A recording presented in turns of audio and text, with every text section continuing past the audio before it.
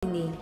Kali ini Noba akan melanjutkan part sebelumnya dari film Donghua Battle Through the Heaven. Noba mengingatkan sekali lagi ya bahwa konten ini full spoiler. Tanpa lama-lama lagi, yuk kita masuk ke isi ceritanya. Melanjutkan dari cerita sebelumnya. Keluarlah, apa maksud dari mengintai kami seperti ini?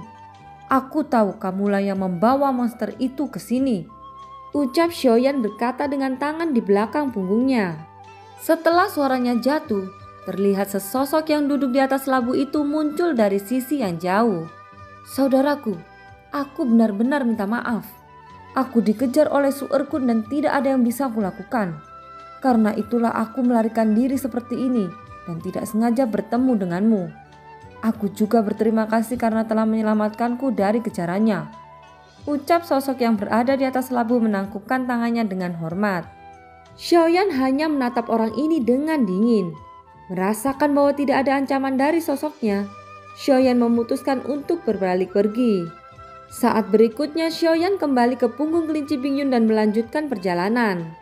Meskipun kelinci Bingyun sangat enggan ketika ditunggangi oleh Xiaoyan, tapi dia hanya bisa mengertakkan giginya dan menelan ludahnya sendiri. Untungnya tujuan mereka ke tempat bintang Wanxiang sudah tidak jauh di depannya. Jadi kelinci Bingyun menganggap bahwa kesengsaraan ini akan segera berakhir. Tapi sosok yang berada di atas labu itu secara diam-diam mengikuti Xiaoyan dari belakang. Hal ini membuat Xiaoyan mengerutkan keningnya. Jika kamu masih mengikutiku seperti ini, jangan salahkan aku karena kejam, ucap Xiaoyan. Suara Xiaoyan yang bercampur dengan kekuatan jiwa jatuh seperti guntur di telinga sosok itu. Saudaraku, kamu salah paham. Aku tidak mengikutimu dengan sengaja. Sebenarnya tujuanku juga pergi ke bintang Wanxiang. Kuharap saudara ini bisa mengerti, ucap sosok yang ada di atas labu. Alis Xiaoyan sedikit berkerut. Dia tidak tahu siapa sebenarnya orang tidak jelas ini. Namun ketika Xiaoyan menyebarkan kekuatan jiwanya, dia tidak merasakan niat membunuh sama sekali dari awal hingga akhir. Lupakan saja. Tidak perlu membuang-buang waktu lagi. Ayo bergerak, ucap Xiaoyan kepada kelinci Bingyun. Setelah itu sosok yang duduk di atas labu itu berjalan berdampingan dengan kelinci Bingyun. Tapi sosok itu terus menatap Xiaoyan dari waktu ke waktu. Dia berkata, sepertinya saudara ini datang ke bintang Wanxiang untuk pertama kalinya.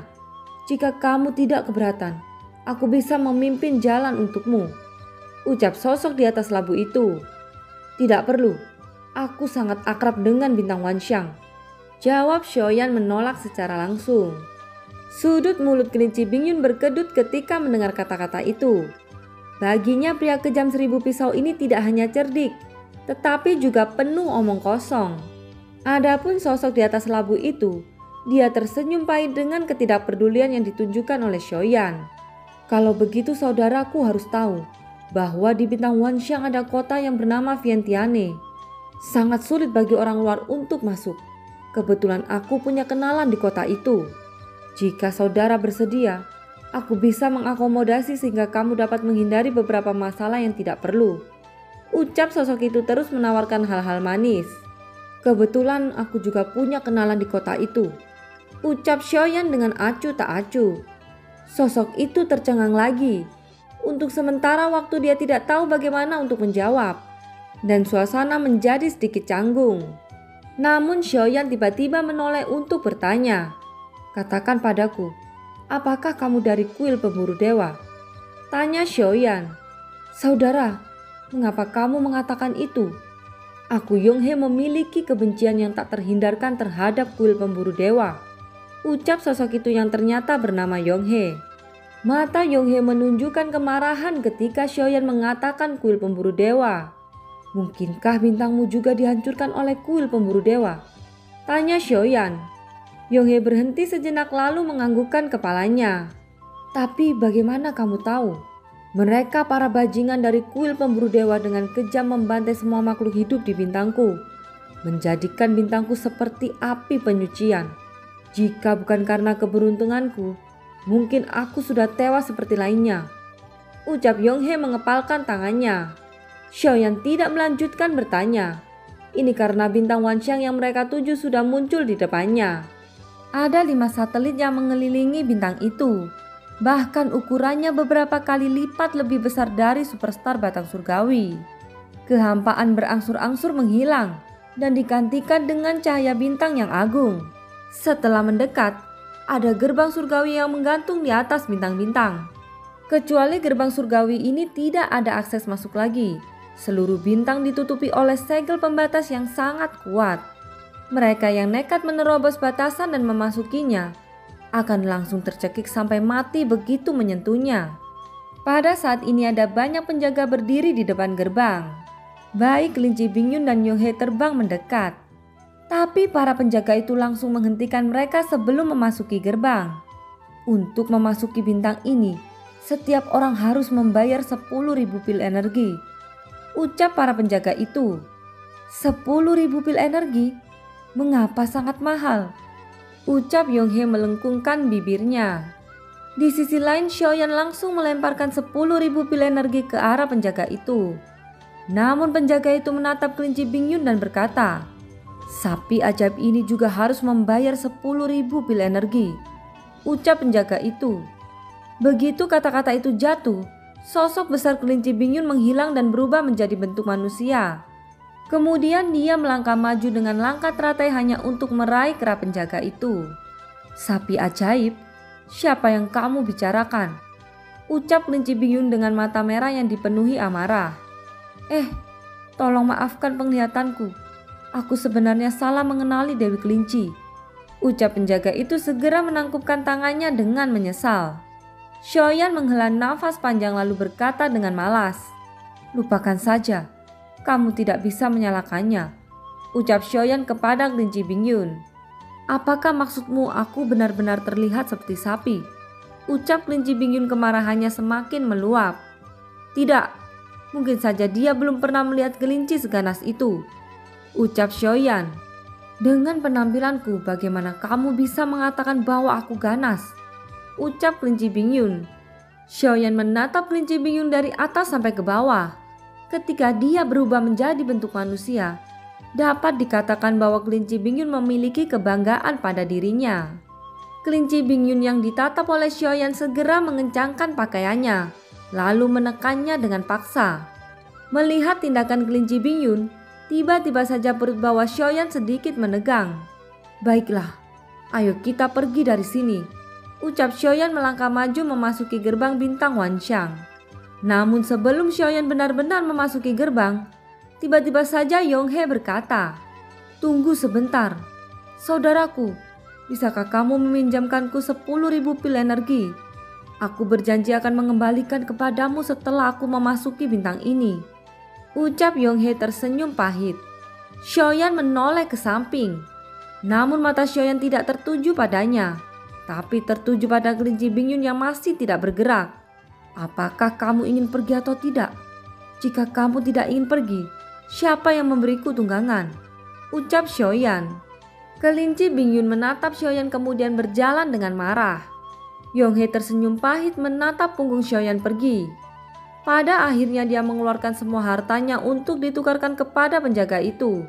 Dan pada akhirnya dia juga memasuki bintang Wanxiang. 10.000 pil energi. Bintang Wanxiang ini sebenarnya ingin perampok sejati. Gumam Yonghe dengan suara pelan. Pada saat Yonghe memasuki bintang Wanxiang, sosok Xiaoyan dan kelinci Bingyun sudah lama menghilang. Setelah menghela nafas, dia melihat ke arah ujung jauh sambil berkata, "Dia sangat acuh tak acuh. Benar-benar tidak masuk akal. Mungkinkah aku terlihat seperti orang jahat?" Ucap Yonghe mencubit pipinya sendiri dan meragukan penampilannya. Setelah menggelengkan kepalanya, Yonghe berhenti berpikir kemudian berlari di kejauhan. Di sini terdapat banyak kapal terbang. Tentu saja itu masuk akal dengan ukuran bintang Wanxiang yang sangat besar. Jika hanya dengan mengandalkan kemampuan terbang, maka dibutuhkan waktu puluhan tahun untuk melintasi seluruh bintang Wanxiang. Pada saat ini sosok Xiaoyan dan kelinci Bingyun juga datang menuju kapal terbang. "Di mana Ratu Chen Shangyuan sekarang?" tanya Xiaoyan. Kelinci Bingyun yang masih marah menjawab dengan singkat, "Bagaimana aku tahu?" Ucap kelinci Bingyun. Kamu tidak tahu, ucap Xiaoyan mengangkat alisnya. Bukankah aku mengikutimu selama periode waktu ini? Bagaimana aku tahu di mana ratu sekarang? Dan ratu tidak memberitahuku, ucap kelinci Bingyun. Maksudmu, apakah kamu ingin kami menemukan jarum di tumpukan jerami? Ucap Xiaoyan. Kelinci Bingyun tidak menjawab. Kali ini dia benar-benar marah kepada Xiaoyan. Xiaoyan menggelengkan kepalanya dengan senyum pahit. Kelinci sialan ini benar-benar memiliki temperamen yang sangat buruk. Jadi Xiaoyan hanya bisa mendekat kepada orang yang mengendalikan kapal terbang untuk bertanya. Di mana tempat paling makmur di bintang Wanxiang ini? Tanya Xiaoyan. Orang yang mengendalikan kapal terbang merupakan seorang wanita. Dia menatap Xiaoyan lalu berkata, apakah ini pertama kalinya Tuan datang ke bintang Wanxiang? Tentu saja tempat terbesar dan paling makmur adalah kota Vientiane, ucap wanita itu sambil tersenyum. Meskipun wanita itu tidak bisa dibilang cantik, tetapi dia memberi perasaan nyaman saat berbicara. Kalau begitu ayo antarkan aku ke kota Vientiane, ucap Xiaoyan. Wanita itu sedikit mengangguk, kemudian kapal terbang mulai bergerak maju secara perlahan. Kelinci Bingyun yang melihat kecepatan kapal terbang dia berkata dengan tidak senang. Sungguh tidak masuk akal. Dibandingkan denganku, aku jauh lebih cepat daripada kapal tua ini. Tapi sekarang aku harus menaikinya seperti ini, ucap kelinci Bingyun wajahnya tampak suram. Xiaoyan tidak repot-repot memperhatikan ocehan kelinci Bingyun. Dia berdiri di geladak dengan tangan di belakangnya, memandang garis persimpangan antara kehampaan dan awan, seolah-olah dia berada di antara kegelapan dan cahaya. Kapal terbang perlahan tenggelam ke dalam awan tebal. Setelah beberapa saat semua pemandangan tiba-tiba berubah. Tanah yang indah dipenuhi dengan bunga berwarna-warni muncul di depan mata Xiaoyan. Sejauh mata memandang, ada juga benua tanpa batas dan ada juga lautan tanpa akhir. Melihat pemandangan seperti itu, Xiaoyan langsung teringat hari-harinya yang dihabiskan di benua Dodi. Meskipun semua orang di tim Fearless mengalami hidup dan mati yang tak terhitung jumlahnya, hari-hari itu masih hidup dalam ingatan Xiaoyan. Xiao Yuelin memberitahunya bahwa semua orang baik-baik saja di dunia bawah. Jadi Xiaoyan tidak ingin membawa mereka kembali seperti di masa lalu. Ini karena dengan situasi Xiaoyan saat ini tidak berbeda seperti menempatkan mereka ke dalam situasi berbahaya. Setelah dunia sensi melewati pertempuran besar, biarkan semuanya menjadi tenang. Gumam Xiaoyan menghela nafas panjang. Kehidupan seperti ini bukanlah yang diinginkan Xiaoyan. Xiaoyan mungkin memiliki keinginan yang tak ada habisnya untuk menjadi kuat. Tetapi dia ingin menjadi kuat bukan semata-mata untuk dirinya sendiri, tetapi untuk kepentingan dunia sensi. Tidak ada jalan untuk kembali ketika kamu sudah melangkah maju. Kamu hanya bisa terus maju dan tidak boleh berhenti. Kalau tidak semuanya akan mati, ucap kelinci Bingyun yang sepertinya mendengar gumaman Xiaoyan. Xiaoyan terdiam. Meskipun nada kata-kata kelinci Bingyun agak kasar, tetapi setelah Xiaoyan memikirkannya dengan hati-hati, apa yang dikatakan kelinci Bingyun memang benar. Dia tidak pernah berpikir untuk berhenti, bukan karena dia tidak mau, tetapi karena dia tidak bisa berhenti. Setelah beberapa saat kelinci Bingyun bertanya, apakah kamu benar-benar reinkarnasi dari yang mulia tertinggi? Jika dibandingkan dengannya, kamu benar-benar sangat lemah, ucap kelinci Bingyun. Aku juga penasaran. Kamu adalah murid dari seorang Ratu Chen Xianyuan. Tapi mengapa kamu bahkan tidak bisa mengalahkan Kabadan Kaisar langkah ke-6? Ucap Xiaoyan juga menanggapi kata-kata kelinci Bingyun.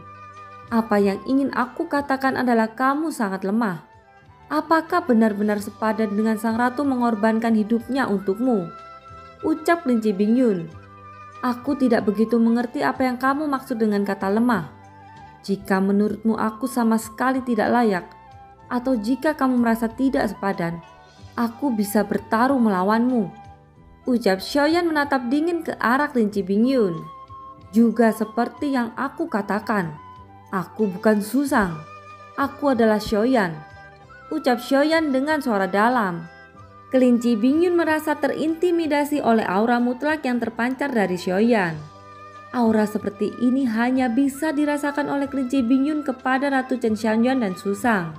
Selain itu, bahkan orang-orang kuat yang tak terhitung jumlahnya tidak memiliki aura mendominasi seperti ini. Setelah beberapa saat, Xiaoyan berkata lagi, "Apa yang aku lakukan tidak hanya untuk dunia sensi, tetapi juga untuk kebaikan dunia Xuanyin.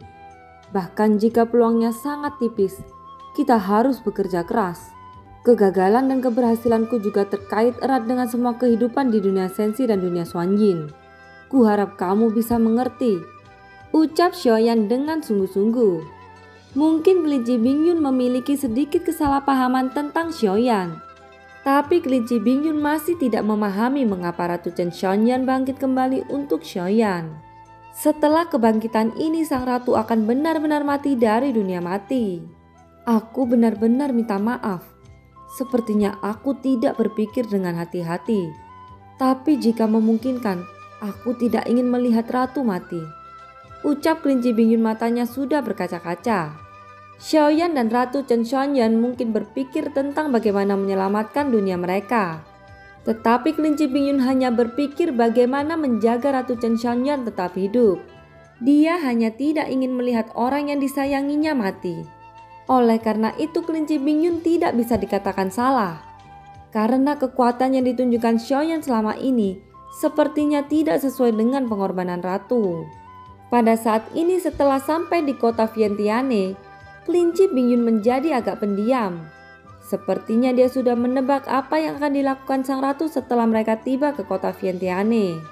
Itulah sebabnya dia baru saja menanyai Xiaoyan. Bukan karena dia membenci Xiaoyan, tetapi takut akan kehilangan sang ratu untuk selamanya. Melihat kekhawatiran di mata kelinci Bingyun, Xiaoyan pun berkata, "Aku tidak bisa memberimu jaminan tentang keselamatan Ratu Chen Xianyuan. Tidak ada yang tahu apa yang terjadi di masa depan. Tapi satu hal yang pasti, aku akan melakukan yang terbaik untuk menyelamatkannya," ucap Xiaoyan dengan sungguh-sungguh. Mendengar ini, kelinci Bingyun menatap Xiaoyan dengan penuh harapan, lalu menganggukkan kepalanya dengan tegas. Dan film pun berakhir. Terima kasih ya yang sudah nonton Nobah sampai akhir. Sampai jumpa.